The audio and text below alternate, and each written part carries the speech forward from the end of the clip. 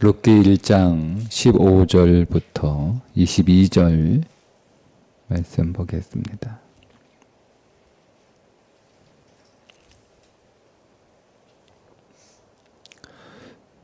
나오미가 또 이르되 보라 네 동서는 그의 백성과 그의 신들에게로 돌아가나니 너도 너의 동서를 따라 돌아가라 하니 룻이 이르되 내게 어머니를 떠나며 어머니를 따르지 말고 돌아가라 강권하지 마옵소서. 어머니께서 가시는 곳에 나도 가고 어머니께서 머무시는 곳에서 나도 머물겠나이다. 어머니의 백성이 나의 백성이 되고 어머니의 하나님이 나의 하나님이 되시리니 어머니께서 죽으시는 곳에서 나도 죽어 거기 묻힐 것이라. 만일 내가 죽는 일 외에 어머니를 떠나면 여호와께서 내게 벌을 내리시고 더 내리시기를 원하나이다 하는지라. 나오미가 룻이 자기와 함께 가기로 굳게 결심함을 보고 그에게 말하기를 그치니라. 이에 그 두 사람이 베들레헴까지 갔더라. 베들레헴에 이를 때에 온 성읍이 그로 말미암아 떠들며 이르기를 이가 나오미냐 하는지라. 나오미가 그들에게 이르되 나를 나오미라 부르지 말고 나를 마라라 부르라. 이는 전능자가 나를 심히 괴롭게 하셨음이니라. 내가 풍족하게 나갔더니 여호와께서 내게 비어 돌아오게 하셨느니라. 여호와께서 나를 징벌하셨고 전능자가 나를 괴롭게 하셨거늘 너희가 어찌 나를 나오미라 부르느냐 하니라. 나오미가 모압 지방에서 그의 며느리 모압 여인 룻과 함께 돌아왔는데 그들이 보리 추수 시작할 때에 베들레헴에 이르렀더라. 아멘. 오늘 말씀은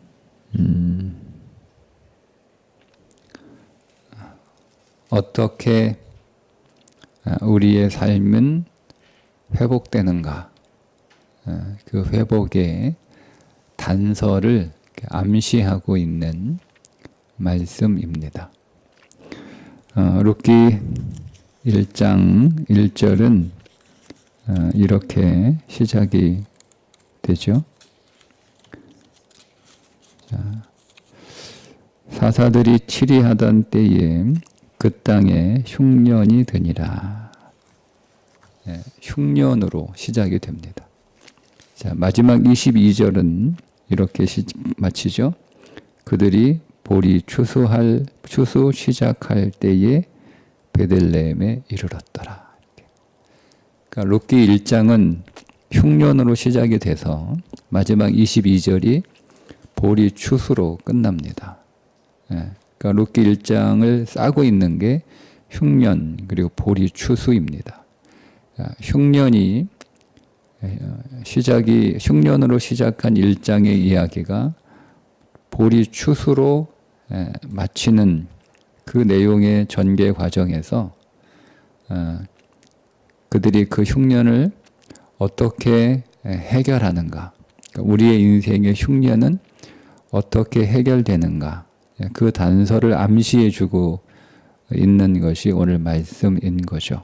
오늘 우리의 말씀이 보면 오늘 우리의 인생에 흉년이 들었을 때 그 흉년의 원인은 무엇이고 그리고 그 흉년의 회복은 또 어떻게 회복할 수 있는가, 그것을 우리가 이 말씀을 통해서 확인하고 이제 2장으로 넘어가야 됩니다. 두 가지 사건이 오늘 말씀에 이야기가 기록되는데 하나는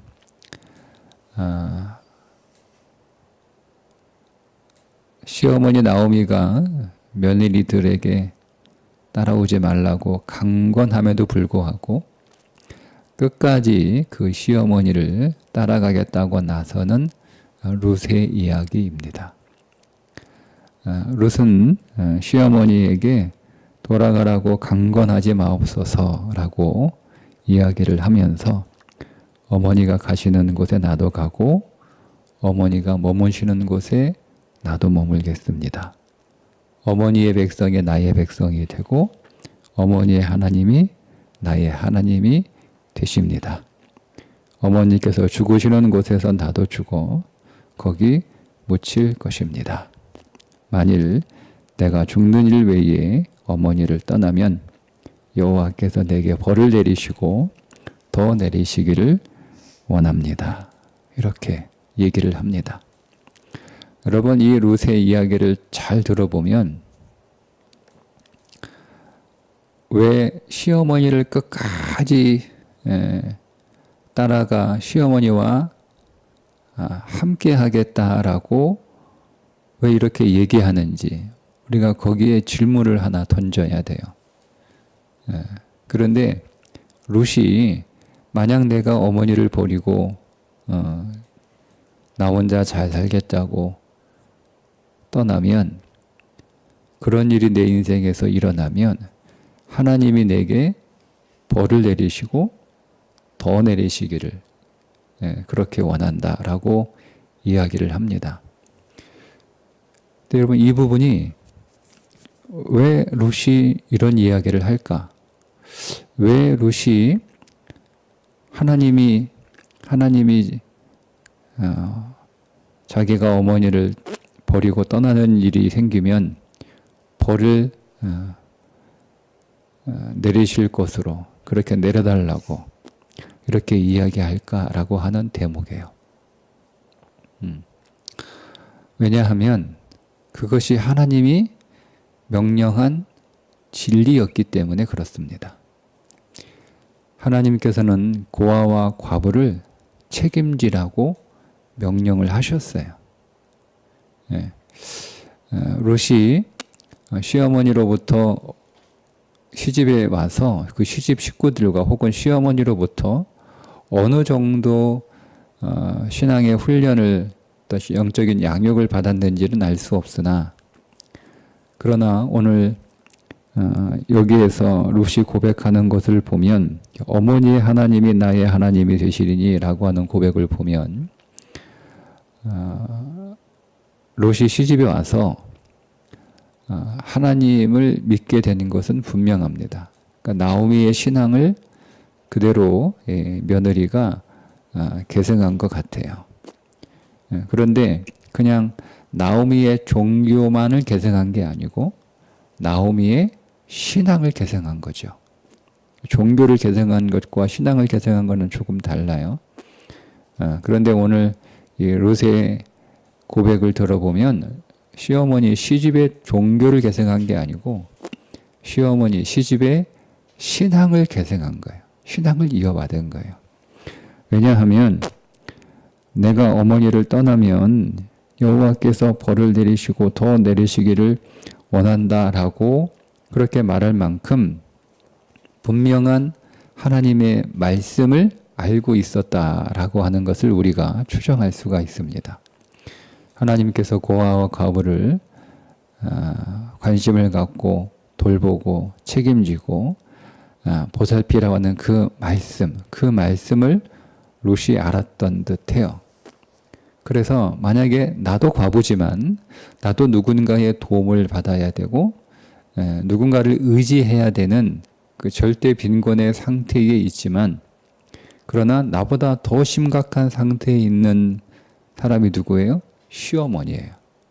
시어머니도 과부인데 시어머니는 나보다 더 어려운 상황이잖아요. 왜냐하면 연세가 많으시니까. 나는 그래도 어떤 새로운 출발의 가능성은 있잖아요.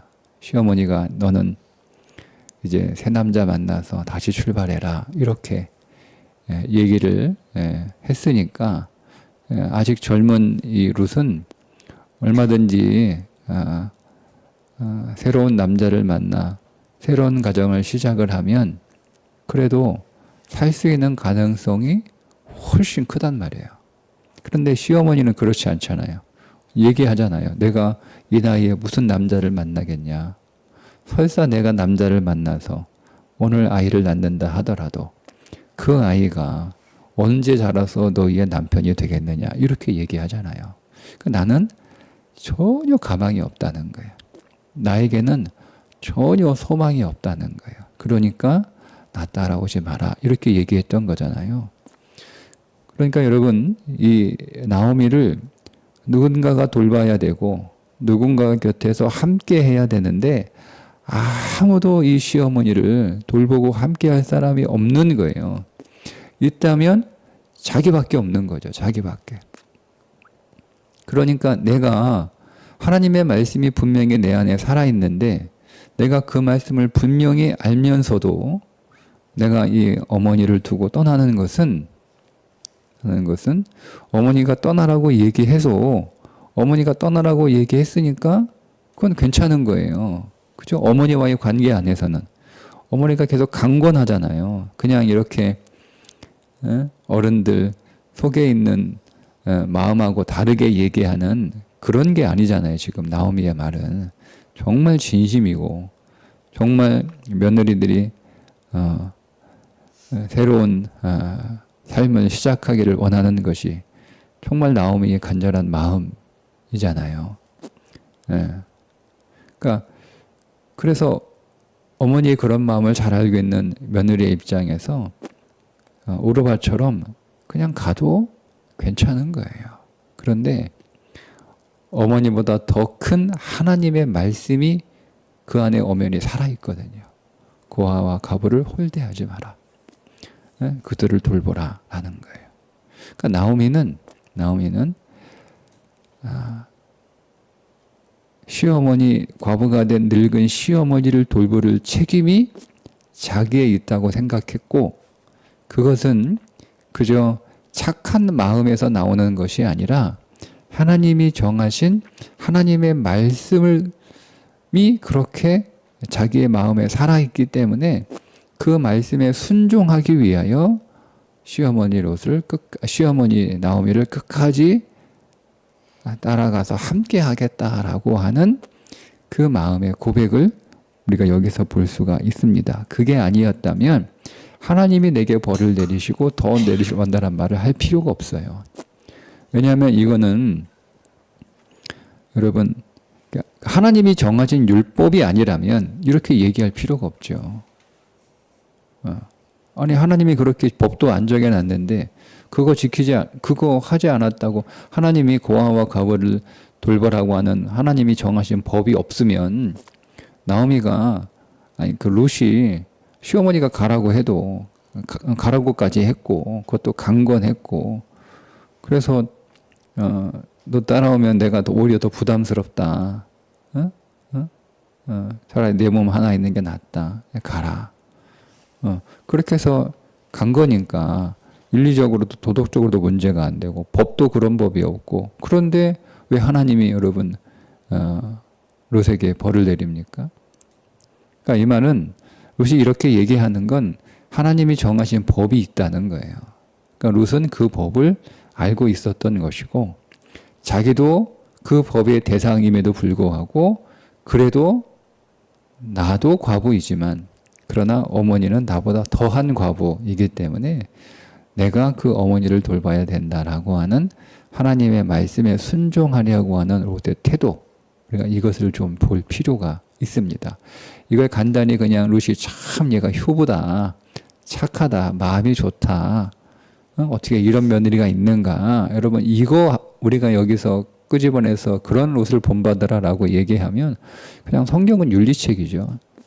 어디에나 있는 책 아닙니까? 어디에나 있는 책. 어느 종교나 다 가지고 있는 부모에게 잘해라. 뭐 이거 누구나 다 하는 얘기 아니에요. 우리는 여기에서 진리를 끄집어내야 되는 거예요. 예. 롯의 이 끝까지 시어머니 나오미를 책임지겠다고 함께 하겠다라고 하는 것은 하나님의 말씀에 순종하고자 하는 태도죠. 왜냐하면 흉년의 시작이 어떻게 됐어요? 베들레헴 말씀의 집을 떠난 거예요. 떠난 거예요. 근데 지금 이 나오미와 룻은 흉년이죠. 그죠? 룻은 흉년 아닙니까? 흉년이잖아요.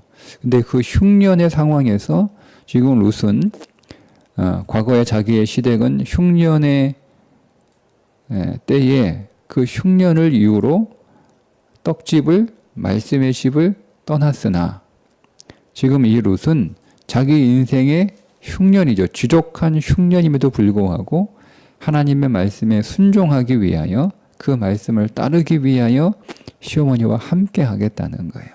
이게 이 이야기의 첫 번째 단서입니다. 단서가 뭐죠? 하나님의 말씀 안으로 다시 들어가는 거예요. 자, 이제 한 번 더 반복되는데 그게 이제 나오미의 이야기입니다.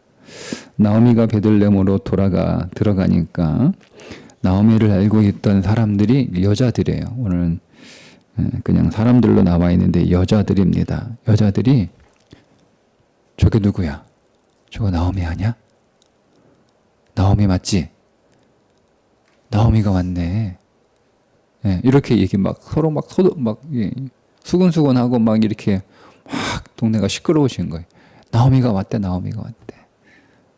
10여 년 전에 떠난 나오미가 다시 돌아왔대. 근데 이제 이게 여러 가지 의미가 있는 거잖아요. 10여 년 전에 베들레헴을 떠난 나오미가 다시 돌아왔다라고 하는 단순히 돌아옴에 대한 놀람. 그런데 그 나오미가 10년 전에 가족하고 떠났는데 이제는 자기가 혼자 온 거예요. 옆에 모함년이 있는데 그게 며느리. 어쨌든 나오미는 혼자 돌아온 거예요. 아니 그렇게 잘 살아보겠다고 떠나더니 이제는 다 죽고 빈털털이 거짓골이 돼가지고 돌아온 거야? 라고 하는 어떤 비아냥거림. 이런. 또 하나는 또 측은함. 그러니까 이런 여러 가지 반응들이 이제 있었겠죠. 근데 이 나오미가 뭐라고 얘기하냐면, 야, 나 나오미 아니야. 나 나오미 아니야. 나 나오미라고 부르지 마. 봐봐. 지금 내 인생이 어떻게 됐는가. 이제 마라라고 불러라. 마라라고 불러라. 이렇게 이야기합니다. 자기의 인생이 나오미, 즉 기쁨이었죠. 그는 베들레헴에서 살 때 그의 인생은 기쁨이었어요. 흉년이 들어 기뻐할 수 없는 삶의 형편이 되자 그 기쁨을 계속 지키고 더 기쁜 삶을 살아가기 위하여 베들레헴을 떠났던 그 나오미가 다시 돌아왔을 때 나오미의 인생은 전혀 기쁠 수가 없죠. 남편도 죽었죠. 사랑하는 두 아들도 죽었죠. 그의 재산은 다 이제 잃어버렸죠. 빈털터리가 돼서 돌아왔으니 무슨 기쁨이 있겠어요. 이제 나 인생은 이제는 마라, 고통이고 쓰디쓴 인생일 뿐이다 라고 하는. 그래서 내 이름을 말하라 이렇게 부르라고 한 것인데, 근데 여러분 우리가 여기서 그것만 보면 야, 지금 이게 나오미가 절망하고 있구나. 불행한 인생을 살아가고 있거나 고통스러운 삶을 살아가고 있거나 얼마나 고통스러울까. 그거 보면 그냥 이해하기 책이고요. 나오미가 왜 자기의 이름을 마라라 부르라 했을까라고 하는 거예요. 성경이 마라라고 하는 이름이 주는 의미가 무엇일까라고 하는 거예요. 여러분은 왜 부모가 자식을 낳으면, 특별히 딸을 낳으면 딸의 이름을 마라라고 왜 지었을까요? 마리아가 마라에서 왔어요. 많은 여자들의 이름이 이 마라라고 이름을 짓습니다. 왜 여러분, 왜 그런 이름을 지었겠어요? 이게 좋은 말이 아니잖아요. 좋은 말이. 그 단어 자체는 너는 평생 고생이나 해라. 너는 평생 쓴 인생이 되라. 뭐 이런 마음으로 여러분 마라 이렇게 딸 이름을 지어줬겠어요? 그게 아닌 거잖아요. 자, 마라라고 하는 단어가 제일 처음 등장하는 것이 여러분 잘 아시는 것처럼 출애굽기 15장입니다. 홍해바다를 건너고 난 뒤에 홍해에서 수르 광야로 들어가서 사흘 길을 걸었는데 물을 얻지 못하다가 마침내 사흘 만에 물을 만나게 되는데 그 물이 너무 써서 그 물을 마실 수가 없게 되었어요. 그래서 그 물 이름을 마라라 이름하였다. 이렇게 나옵니다. 그래서 이제 백성들이 물을 만나느나 그 물이 너무나 써서 고통스럽고 그래서 마라라고 이름을 지으면서 모세에게 막 원망을 하잖아요. 그러니까 이제 모세가 하나님 앞에 기도합니다. 그래서 하나님께서 한 나무를 가르치시고 그가 그것을 던져서 물이 달게 됩니다. 근데 성경에 이렇게 나옵니다. 자, 15장 25절 출애굽기. 모세가 여호와께 부르짖었더니 여호와께서 그에게 한 나무를 가르치시니 그가 물에 던지니 물이 달게 되었더라. 우린 여기까지만 읽죠. 근데 진짜 말씀은 뒤에요. 거기서 여호와께서 그들을 위하여 법도와 율례를 정하시고 그들을 시험하실세 이르시되 너희가 너희 하나님 나 여호와의 말을 들어 순종하고 내가 보기에 의를 행하며 내 계명에 귀를 기울이며 내 모든 규례를 지키면 내가 애굽 사람에게 내린 모든 질병 중 하나도 너희에게 내리지 아니하리니 나는 너희를 치료하는 여호와임이라. 마라의 사건 뒤에 나오는 이 말씀이 진짜 중요한 말씀이에요. 근데 우리는 그것만 앞에 있는 물이 달게 된 것만 보잖아요. 근데 그 물을 달게 하시고 난 뒤에 거기서 하나님이 법도와 율례를 정하시고 이 법도와 율례를 지키면 너희들이 애굽에서 겪었던 모든 질병이 하나도 걸리지 않을 것이다. 나는 치료하는 여호와라. 이렇게 말씀을 하셨단 말이에요. 그러니 여러분 이것을 나오미가 잘 알고 있었던 듯해요. 그러니까 자기의 이름을 마라로 개명을 하죠. 그러니까 지금 내 인생이 너무 고통스럽다. 내가 너무 불행하다. 내 꼴을 봐라. 내 인생이 어떻게 기쁨이냐.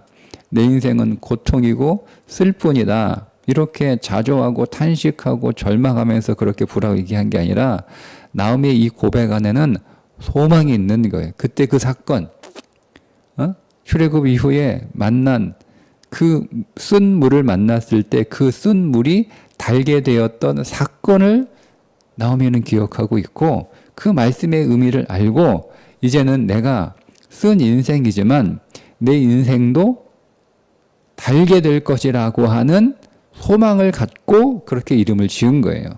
그러니까 유대인의 많은 부모들이 딸을 낳으면 마라라고 하는 이 말에서 유래한 마리아 뭐 이렇게 이름을 지었던 이유가 인생이 여러분 어떻게 달기만 하겠습니까? 우리 인생이. 그렇지 않잖아요.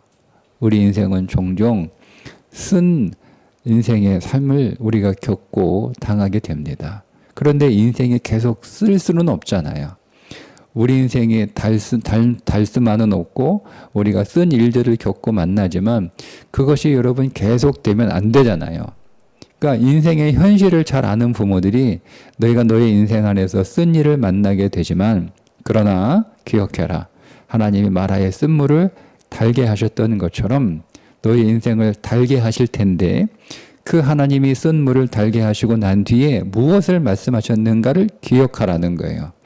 너는 비록 내 인생이 쓴 가운데 있을지라도 쓰다는 이유와 핑계로 하나님의 말씀을 떠나는 삶을 살지 말고 비록 인생이 쓰고 고통스럽고 괴롭다 할지라도 말씀을 지킬 수 없는 상황이 너희 인생 안에 닥칠지라도 끝까지 하나님의 말씀을 지키는 삶을 살면 반드시 너의 인생은 달게 될 것이다 라는 소망과 믿음으로 이름을 지어준 거란 말이에요. 그러면 나오미도 똑같은 거예요. 지금 내 인생이 쓰게 된 이유가 무엇인가? 그걸 알아요. 내가 하나님의 떡집, 말씀의 집을 흉년을 핑계로 떠났다는 거예요. 예. 여러분 오늘 우리가 우리의 인생 안에서 항상 내 인생이 풍요롭고 넉넉하고 내 인생이 평탄하고 내 인생 순탄할 때만 우리가 하나님을 잘 믿다가 오늘 우리의 인생 안에 어떤 흉년이 닥쳐 내 인생이 고통스러워지고 가난해지고 궁핍해지고 내 인생이 황폐해지면 하나님으로부터 떠나는 삶을 여러분 오늘 우리가 그것을 핑계로 여러분. 네. 여러분 우리가 전도하다 보면 이런 얘기 종종 듣잖아요. 좀 내가 편안해지면 교회 나갈게요. 그죠? 네. 인생이 여러분 편안해지는 때가 언제입니까? 인생이 편안해지는 때는 없습니다. 우리가 신앙생활 열심히 하다가 인생이 조금 곤고해지면 우리 그렇게 얘기하잖아요. 삶이 좀 편안해지면 열심히 교회 다니겠습니까? 여러분 그런 날은 오지 않아요. 그리고 그건 신앙이 아니에요. 그건 종교지. 참신앙은 인생의 흉년을 핑계로 하나님을 떠나지 않습니다. 말씀을 떠나지 않습니다. 그러니까 마라라고 하는 그 이름의 뜻이 담고 있는 거예요. 나오미가 그걸 아는 거예요. 내가 이제 이렇게 마라와 같은 쓴 인생이 되었으나 자 이제는 마라라고 불러라. 이 마라는 진짜 저 불쌍하다 이렇게 이 얘기가 아니라 이제는 마라와 같은 내 인생이 내가 이제 베들레헴으로 돌아오지 않았느냐. 하는 내가 떠난 말씀의 집으로 돌아오지 않았느냐. 내가 생명의 떡이 있는 곳으로 내가 돌아오지 않았느냐. 내가 이제 흉년을 핑계로 하나님의 말씀을 떠났던 삶을 살다가 이렇게 마라에 쓴 인생이 되었으나 이제 내가 다시 베들레헴으로 돌아와 하나님의 말씀에 순종하고 그 말씀을 내가 영접하고 내가 그 말씀으로 더 들어가는 말씀에 사는 삶을 내가 이제 살게 될 건데 내 삶은 이제 마라에 쓴 물이 달게 되었던 것처럼 나의 쓴 인생도 달게 될 것이다 라고 하는 소망으로 그렇게 이름을 부르라고 한 거예요. 그러니까 여러분 이제 보세요.